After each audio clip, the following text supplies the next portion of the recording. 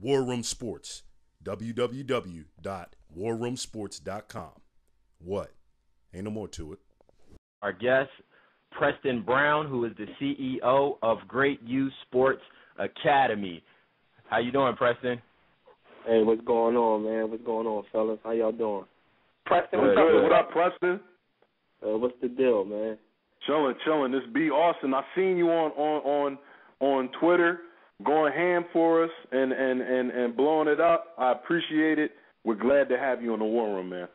Hey, man. All right. Man. Okay. Hey, Preston, real quick, our audience wants to give you a shout out. Thank you.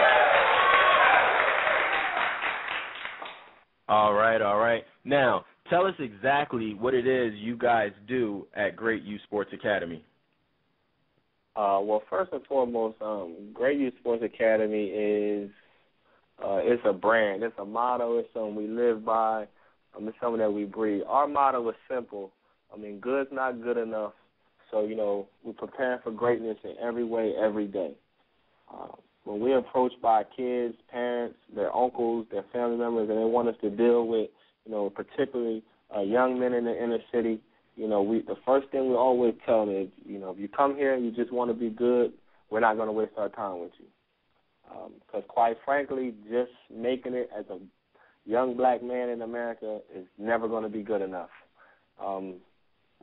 So that is our, extreme focus. Coming from Camden, New Jersey, so many of our, young black and Latino men, are falling victim to, drug violence, gang violence, not graduating from school, bringing in lots of kids. And so, we just wanted to be visible and provide an opportunity for kids to be able to use sports, and also, we just provide mentoring as a part of it, just so they can see, myself, my older brother, Malik Brown, and other, positive young men, young adults in the community, and young females in the community that are working with us, that just want to be, a viable option for kids to say, like, I can be like that person. They're from my city. They grew up in a similar situation than I have. And eventually we want to just expand this as far as, God will allow it to go. Yeah, you're absolutely right. Amen. Yeah, this is Jimmy here, Preston. Let me ask you a quick question. What inspired you from the get-go? You talk a little bit about what Great Youth does and why they do it, but what inspired you to start Great Youth Sports? What went off in your head and say, hey, this is something that needs to be done? Well, always, man, I was motivated by the struggle. Pretty much growing up, 6 kids to a single mother in Camden, New Jersey, is the struggle, amongst struggles. So I just always knew that it had to be something more than just what we were able to see every day. So I told myself initially when I left to go away to college that I would leave and never come back, and that was making it. But in the midst of me leaving and going through so many things in my adult life, I said to myself, I have to come back because I never saw me growing up. I never saw that there was, somebody. All the people who made it from Camden left and stayed away. So, I wanted to take the road, less travel, and say, you know what, I got to figure out a way to be able to reach young people. And so I started working with adjudicated youth in the group homes. And, every kid in the hood either want to be a rapper or they want to play ball of some sort. But they didn't have the right tools. So I figured, let me figure out a happy medium to be able to reach people. And sports is always it. Even the kids that aren't as talented, they will still come out and, they will work hard. And that hard work will translate to them being better at, maybe they want to be a mechanic. That will give them, more incentive to work harder at what they wanted to do. Right. So, because there's a lot of people a part of, your sports team that's never going to make it in sports, probably not even outside of high school. But the fact that they show up to practice every day, the fact that they, are willing to work hard for these things will give them that extra push when it's, when everybody's going out partying and they got to study for the SATs, or when they didn't do as well in the SATs, but they still have an opportunity to go to college. And when they get to college, they just, go so ham on their schoolwork that they get those scholarships that they know, are available later on. So that's what we're trying to push young people to do. Yeah, that's a beautiful thing. Okay, I love it.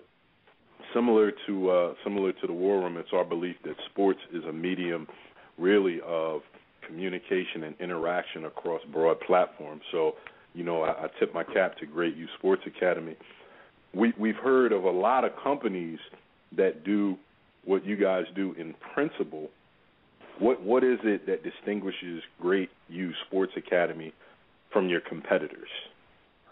The number one distinguishing factor, I can remember staying up in the middle of the night all the time, figuring out, like, what would set us apart. And, the number one thing that I can say that set us apart is that we're consistent in our approach. Not only in, we're not out there trying to take people's money. Like, when we first started this thing, we didn't charge anybody. We were training 25 and 30 kids. I mean, spending much time away from our families just to be able to be visible for these young people. And, if I could do this every day for free and let the world pay my bills, I mean, that would be great.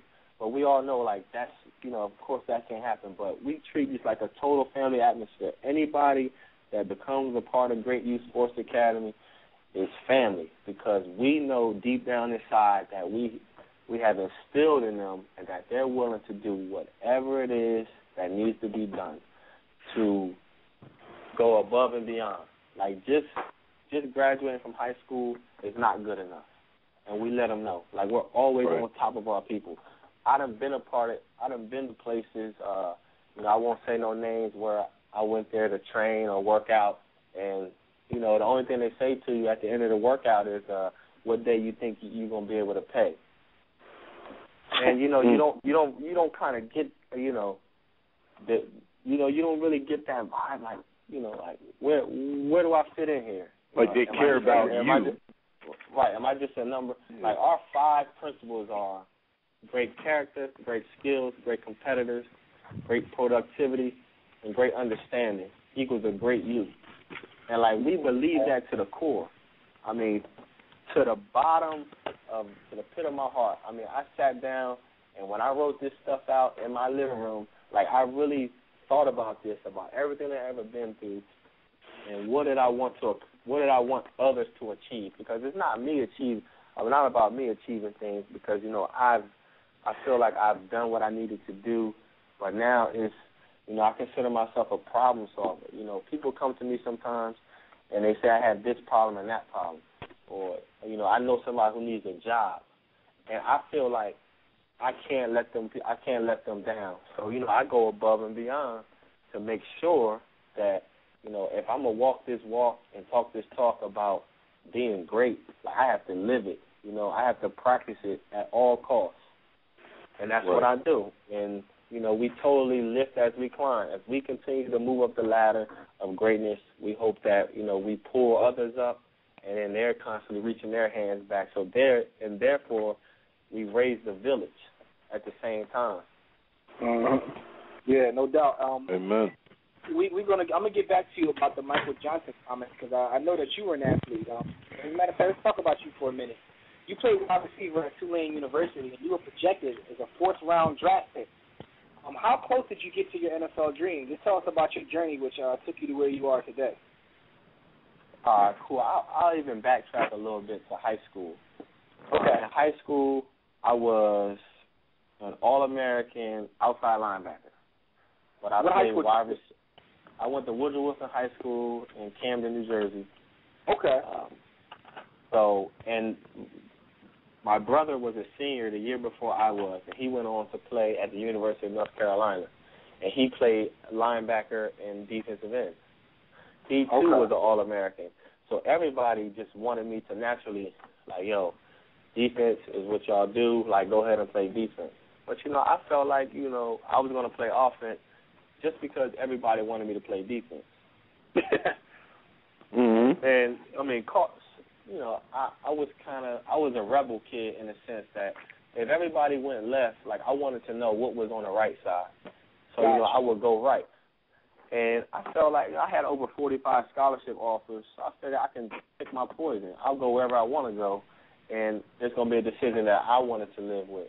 So I chose Tulane University because they said I can come in and play wide receiver. I came there as a 4-star athlete, All-American, and I sat the bench for 2 years. I played How did you deal with that, being as though you were that, acclaimed as a player, and they made you sit for 2 years? Like, how did you deal with that from a mental standpoint? I just told myself that I was going to put myself in a position where I could not be denied. I came in as a freshman. They signed 2 All-State Louisiana first-team All-State wide receivers that year. At the same time, we had 10 other receivers on the squad that all had significant playing experience. So I played special teams. They even moved me to defense for a little bit my freshman year. At 6'4", 200 pounds, they put me at defensive end because our defensive line wasn't getting enough pressure on the quarterback. And the head coach personally came to me one day and said, I know you're tough enough to help us get pressure on the quarterback. Would you be willing to do it? I said, as a sacrifice to the team, I'll do it. I wound up having 11 forced fumbles in like 4 games, but I still told the coach that I was going to play wide receiver. And even if I started out last on the depth chart. And by my junior year, I was first, and I never looked back from there. Wow. But I tell people all the time, I mean, it was hard work. I mean, I had to put in, on days we had 2-a-days, I practically had to do maybe 3 or 4 days, just because I never lifted weights in high school, so I was so far behind on that learning curve. I was 17 years old when I got on campus. Most people coming in were 19. So I was 2 years behind developmentally, but I was always able to, just use my toughness that I had growing up to survive. But the physical, the physicality of it all, you have to get that strength training in. So it took me literally a whole year and a half to catch up to where guys who came in with me my freshman year already were. Right. Yeah. We have a question actually from our chat room. Okay. He grew up in Jersey. He wants to know, did Milt Wagner help Camden at all? Well, when I was a kid, I'm trying to think of the first time I met Milt Wagner. I think the first time I met Milt Wagner was at our Larry Gaines annual basketball tournament, which is a Stop the Violence basketball tournament that they have in Camden, where they have like some young teams, like guys under 18, high school kids. They play. It's like a weekend tournament and things. So I think I saw him there. But I could tell you one thing. I don't know his actual involvement, like being around in Camden, because, every man has to walk in his own shoes and live his own life. So, but I can tell you one thing. Wherever he goes, or whenever they talk about Camden basketball, like Milt Wagner's name come up in the conversation. And never is it anything negative or that he's a bad guy. But, he lived the life of a professional ball player and now a coach. So, those guys are constantly always on the road and out. I can remember when Dave Dickerson was the head basketball coach at Tulane University, and we played Memphis, and Milt Wagner was there, and, he totally, I kicked it with him for a whole weekend. We talked, we hung out. He even told the coach that he should try to get me to play on the basketball team. So, great guy. I'm not the one to sit here and say, what he's done or haven't done for the city. You only know what you know about him. And because we know you're an athlete, Kill, let me ask you this question before. I know you had a question you want to ask, but did you hear what Michael Johnson said? And if so, what is your opinion of that? I know briefly a little bit about it, and then I kind of tuned into the show a little early, and I heard you guys mentioning some things. I will go out as far as to say this. Our genes, extend far back. I could say that, he's kind of, I can understand where he's coming from at, And I kind of agree on one sense or another, because you know we're so talented that I mean, some of the things that we're able to do is just totally amazing. If you look at golf, when Tiger Woods came on the scene, he increased golf revenues by like 600%, which has never been done before. I mean, you look at some of the NBA athletes and what they're able to do on a night-to-night basis. I mean, I've played on an actual 94-feet court on a 24-second shot clock, and I know that it's tough. But to see guys that are 7'1" and 7'2" that get up and down for 82 games, you know, and then the playoffs and do all the amazing things that they do with the jumping and you know the pressure that it puts on your knees and your ankles. I mean, you know, if you look back to those times during slavery, man, those guys were some of the, you know, if you read books, those guys are some of the best physical specimens that the world's ever seen. And the funny thing is, Preston, the funny thing about it is, like, B. Austin and also Hill both said they kind of agree with them. And I kind of do agree, but the only problem I have with that is it kind of, like, makes it sound as if we don't put the same work in that, say, a white athlete or an athlete of any other race puts in. I don't want to. Let me finish. It kind of is like a slight as if we don't work as hard and we have some sort of advantage because of slavery. Like, I just don't like the way it sounds like slavery is giving you an advantage. Nothing good like really comes from slavery. If you understand what I'm saying, Bill. I wouldn't say that it was necessarily slavery. I would just say it was a part of our ancestors' our genetic makeup. Yeah, part of the genetic makeup. Even when it comes down to some of the academic stuff, you know, the African people were so far advanced in the sciences and math that people from all over the world came to learn from them. And then I wouldn't take anything away from other races because, you know, of course, you know, there are some Black people who aren't as athletic, but, you know, but for the ones that are, I mean, like, there's massive amounts of people that you can go through the schools that don't even play sports for the teams that are. You know, they always say there's somebody in the hood that was better than Michael Jordan or could throw better than, you know, Doug Williams or something like that. And that's probably true. Yeah. But, you know, they just didn't apply themselves. We all know that one person that, man, if he didn't get arrested, he could have done this. Or if that person didn't get shot, he could have done that. I think that is more of a mental thing than physical, because from a scientific standpoint, and I don't want to get too deep into this, but from a scientific standpoint, it's kind of impossible considering the time, and also a lot of the work that the slaves did is what made them stronger, and a lot of that is not able to be passed genetically from a scientific standpoint. But I don't want to get too deep into that. Akil, I know you had a question that you wanted to ask Preston as well.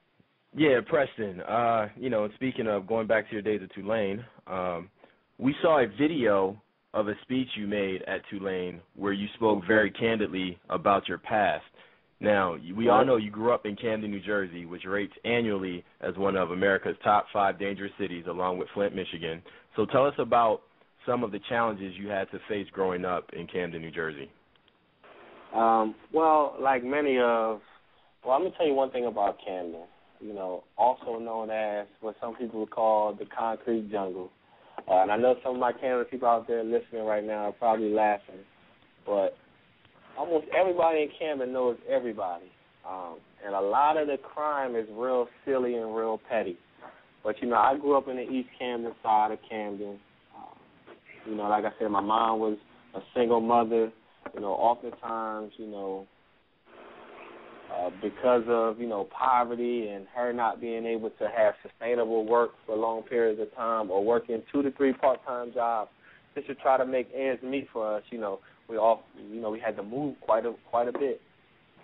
And then, you know, battling a drug addiction, you know, in the city was a tough thing. But when we were young, we didn't really know much about that. The only thing we knew was that, you know, she was our mom and we loved her. She did whatever she could to make us better human beings. Like she wanted the absolute best for us at all times, even when she didn't do or put herself in this position to do the right things. That we always truly believe like that's what she wanted us to do. But even, I mean, you know, just like my senior year in high school, like my mom was arrested. So like nobody knew that. You know, my mom would be at every football game. So my senior year, she missed every one of them. And, you know, I just always told people like, you know, my mom was, you know, working. She had to work.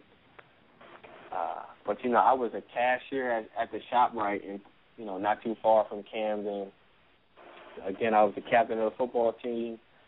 I was the class president for the school and the president of the National Honor Society, which I was the only male in the National Honor Society. You know, during my senior year, I got robbed a couple of times. You know, one time in particular, I had saved up enough money to be able to pay the rent for that month. And, you know, a couple of guys tried to roll on me. We had this park that, you know, they said at nighttime you're really not supposed to walk through the park. And all my East Canada people know exactly what I'm talking about. But, you know, me, I just said, you know, forget it, because walking all the way around the park was just too long. And I took that chance, you know, some guys, you know, tried to bum rush me or whatever. Needless to say, you know, God was on my side. The guy dropped the gun, and I was able to run and get away. And, you know, I kept us from getting evicted and possibly getting separated, because had we got evicted, you know, the Division of Youth and Family Services would have come to find out that my mom was actually incarcerated and I was under 18 and not physically or financially able to care for my other siblings. But, you know, my older brother, he was away at prep school at the time. He passed his SAT to be able to go to North Carolina. And he pretty much came home. You know, they let him leave. He didn't have to stay anymore. So he stayed home. He was over 18. So we kind of got things worked out. A lot of my coaches, you know, they gave a helping hand. Some of my close friends, when we were living out in the projects at the time, you know, they always looked after us and tried to make sure, you know, their parents made sure that we was okay. So, yeah, it was a struggle growing up. So everything that I do, I'm motivated by the struggle so that my kids never see those days. Yeah. Word. I mean, Wow. that's crazy. So I guess, you know, what you're doing, I think it makes it more, it shows how important it is, specifically in Camden. We always joke with Kill, because our Kill lived in Camden as well. We always joke with him like, man, our Killers lived in, like, Philadelphia, Southwest D.C., and Camden. We was, like, in Baltimore. In Baltimore, yeah. We, like, at 35 years old, man, you lucky to be around living in those places, you know. Yeah. But that's a very inspiring story. I also saw the YouTube clip, and it's very inspiring. Yeah, man. You, I try to just be, again, I just try to make myself visible as a young black man. You know, it's very difficult to even get respect some of these days. There's many a times where, you know, because I'm so inclined into the athletic world, you know, I'm wearing basketball shorts and, you know, cut off shirts to go work out or work kids out. And, you know, people kind of, you know, frown upon how I look, and then they'll see me going into the courtroom because what I do during the daytime, I work as a liaison for adjudicated youth, and I go to court with them to work with the judge to give them an alternative placement besides the detention center. So, you know, some of those same people would see me with a suit on the next day, and they can't believe it's the same person. But then, you know, it always goes back to that whole notion where, you know, you don't really judge a book by its cover. You know, and I always tell people, you know, get to know somebody before you pass judgment. You know, a lot of people say, oh, I don't like this teacher, or I don't like that person. And I say, well, have you ever had a conversation with them? No, I just don't like the way they walk through the hallway. Well, that's not a good enough reason. right. Yeah. Kill, did you have another question, Kill? Yeah, no. We were going. I know B. Austin. Well, we were going to say how much did your how much did your own personal story play a part in starting your organization? I mean, it was everything, man. when you sit down and you decide that you're gonna make a power move, you're gonna be a part of something that's really bigger than yourself. You have to make that decision. And everything that I've been through, I take it with me. Just to piggyback on a earlier question when you guys asked me how close did I come to my dream coming true to playing professional football. I went on a couple of NFL workouts with the Bills and the Jets, and I got like all the same responses. I worked out for the Cowboys one summer, and it was like, man, you could play this game, but why haven't you played? And I'm like, well, people tell me the same thing. So, I mean, I literally for 2 straight years, I used to get up at like 4 in the morning so I could work on my footwork and run to make sure I was staying in shape because I was working 2 jobs. Then I would go to work at 7, get off. I worked from 7 to 3. Then I would get off, and then I had to go to work at 10 in the morning to 8 at night. And in between there, I would work out after that, strength training. And then I got signed for the first year when the USL to the New York Sentinels. And, man, that was, one of the happiest days of my life. My former high school coach, Kevin Ross, called me on my birthday in 2009 and told me, listen, the workout you did for us, was great. So happy birthday. We're going to email you your contract. You're going to report such and such date. So I was ecstatic. And I remember it like yesterday. Originally, I had made the final roster for the team. And then, the next day, the NFL had made their final cut. And so the league was a new league, and they wanted some named guys. And then I remember, them calling me in and telling me to turn in my playbook. And, I felt crushed. It's a hard thing to deal with. And that was one of the few times I had tears that came out of my eyes. I remember it like yesterday, man. I was listening to the Blueprint 3. So Ambitious was the song that I was listening to, and that's when the tears started flowing. But then I knew that it was a new journey that was set ahead of me. Because from that point, when I got signed to play for them, I hadn't played for 3 years prior to that. Yeah, it was even a blessing. It was even a blessing that I was there. You think everything happens for a reason, and I guess that's what led you to where you are today. Going through the struggle and going through some of the things you do. When you're dealing with kids in Camden, I mean, they can relate to your story a lot of times. A lot of times when you talk to kids, and a lot of people mean well, but the kids can't relate to them because a lot of people don't understand the struggle, so to speak. So, I guess it helps you in what it is that you do. Yep. Yeah. And Preston. Absolutely. And Preston, we'll get you out of here on something easy. What NFL team do you root for, and what are they going to do this year?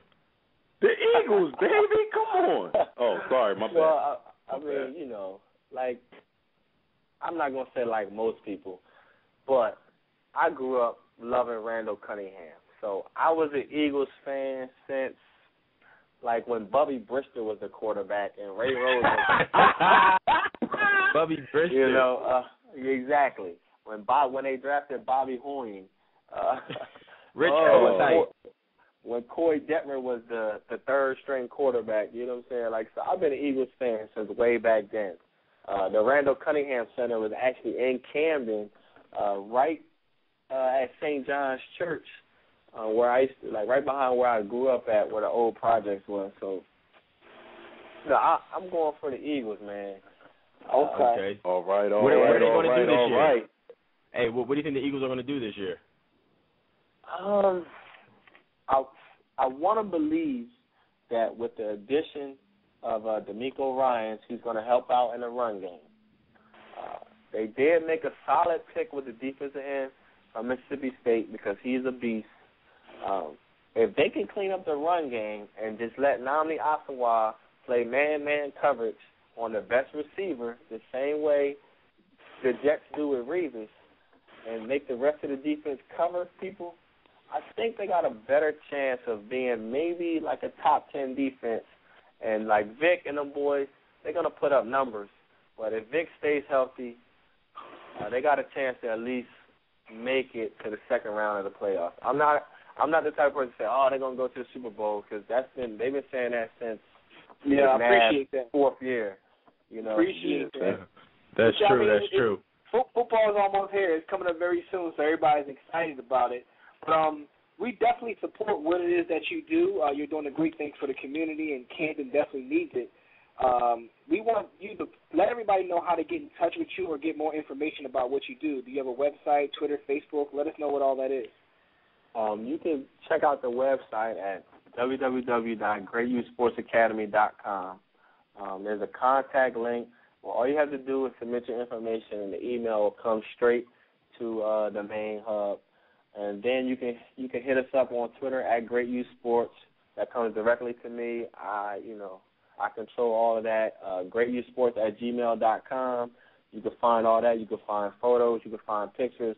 Also, what we're currently doing is, we're branching out, and this is our second year in a row that we're working with a local youth organization in Camden to bring fitness training and nutritional learning to some of their young people. So this is going to be the second year in a row that we're working with them, and we're expanding. We're in conversations with other local youth groups to do that. We're putting together a leadership boot camp. This leadership boot camp entails 4 key areas that most young people struggle with, and that's public speaking, money management, and financial literacy. Also, it's a past and present mentoring, which a kid will receive a mentor that's older than them, but at the same time they have to mentor somebody else of equal age or younger. And then they will also learn. And then they also will learn about the legal system.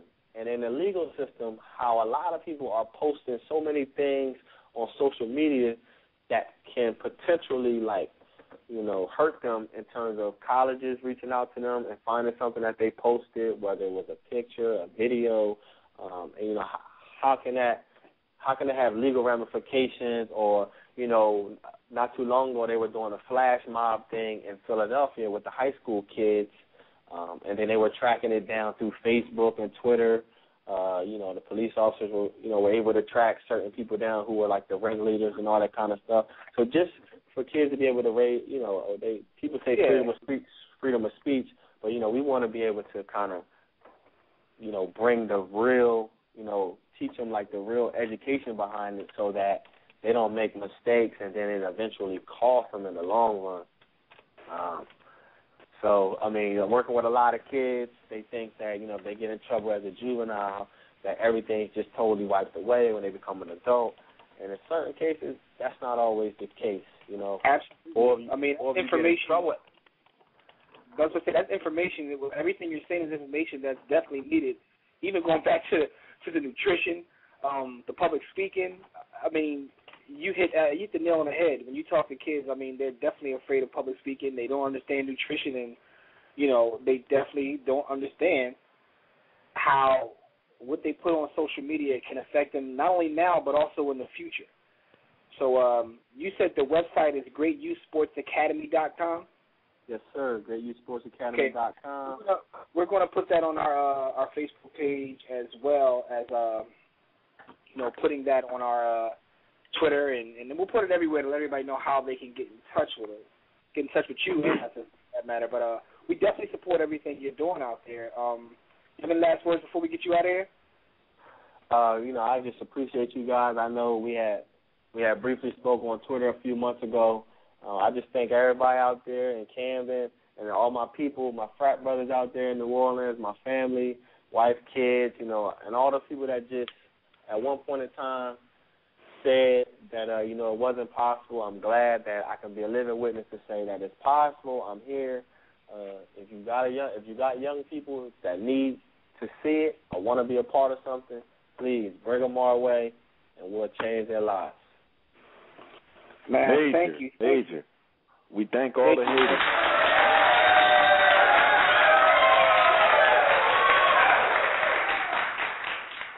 All right, Preston, we'll talk to you. We'll get all your information out there, and we'll definitely stay in touch, man. Keep up the good work. All right, thanks a lot, man. Yeah, man. All right, take it easy. All right, take it easy, Preston. Yo, man, that was a heavy guess, man. Yeah. All that I got is you. Kuwait, it's the war room with 5 nights at the round table. 5 Philly guys, diversified.